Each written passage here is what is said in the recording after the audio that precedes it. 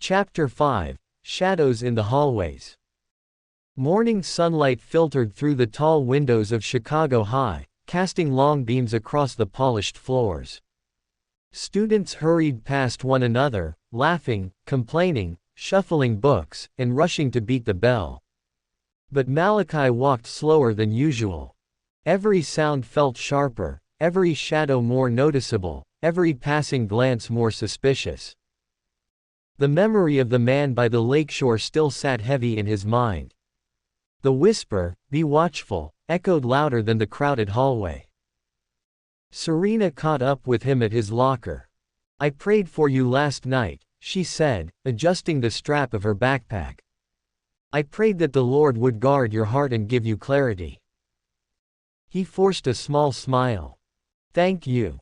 I needed that." Serena lowered her voice. "Did you sense anything else? Any more warnings?" Before he could answer, a group of students brushed past them. Among them was Jalen Carter, one of the most respected seniors in the school and captain of the basketball team. He normally wore a bright energy that people gravitated toward. But today, something was off. His eyes looked hollow, distant, almost unfocused. He walked straight past Malachi and Serena without acknowledging anyone, gripping the strap of his gym bag so tightly that his knuckles turned pale. Serena frowned. "He usually says good morning to everyone." Malachi nodded slowly. "Something is wrong." They both continued to homeroom, but Malachi's gaze kept drifting back down the hallway where Jalen had walked. A quiet unease twisted in his chest. He could not explain it, but he recognized it. The same heaviness from the man by the lake. The same warning Elias had given him. Something spiritual. And close. The first period dragged. Malachi kept glancing at the classroom door, half expecting someone to enter, half expecting the Lord to speak again. When the bell finally released him, he found himself walking toward the gym as if pulled by an invisible thread. The doors were cracked open. Inside, the gym lights were dim, and Jalen stood alone at center court, his basketball resting at his feet. His head hung low. His breathing was uneven. Malachi approached cautiously. "Jalen, are you all right?" Jalen lifted his head slowly. His eyes were red, exhausted, almost tormented. "I have not slept," he muttered. "Every time I close my eyes, something stares back at me." Malachi's heart thudded. "Something. It whispers my failures," Jalen said, voice trembling. "Tells me I am wasting my life, that nobody really cares, that I could disappear and nothing would change." Malachi stepped closer. "Jalen, those thoughts are lies." Jalen's expression twisted, pain and anger mixing.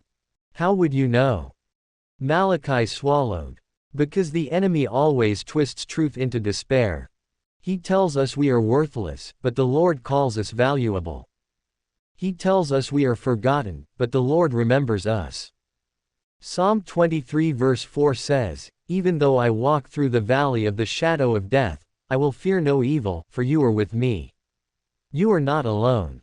For a moment, Jalen's breathing steadied. His shoulders relaxed. Then the gym lights flickered. A coldness swept across the floor. Jalen flinched, clutching his head. "It is happening again." Malachi felt it too, a pressure like unseen eyes pressing against the room. He looked around, but nothing moved. Yet he knew.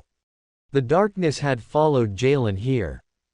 "Jalen," Malachi said firmly, "you need to speak God's truth out loud. The enemy cannot stand against it. Say, 'The Lord is my strength and my shield.'" Psalm 28 verse 7. Jalen hesitated, fear gripping him. Malachi stepped closer. "Say it. You are not fighting alone." Jalen inhaled shakily. "The Lord is my strength and my shield." The lights flickered again, but this time they steadied. The coldness lifted. And Jalen let out a long breath he had been holding for hours. He looked up at Malachi with tears in his eyes. What is happening to me? Malachi placed a hand on his shoulder. You are under attack, but not abandoned. The Lord is drawing you, and the enemy does not like losing ground. Jalen stared at him, shaken but listening.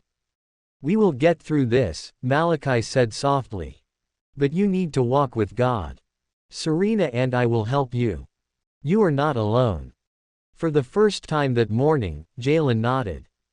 A door opened from the hallway, and Serena peeked inside. I had a feeling you would be in here. She walked toward them, sensing the heaviness that had just lifted. We should pray now, she said quietly. The three of them stood together at center court, hands joined, eyes closed, calling on the Lord for strength, protection, and peace. The gym remained still, but the spiritual tension had changed. Not vanished. Shifted. Because the darkness had revealed itself. And now, light had answered.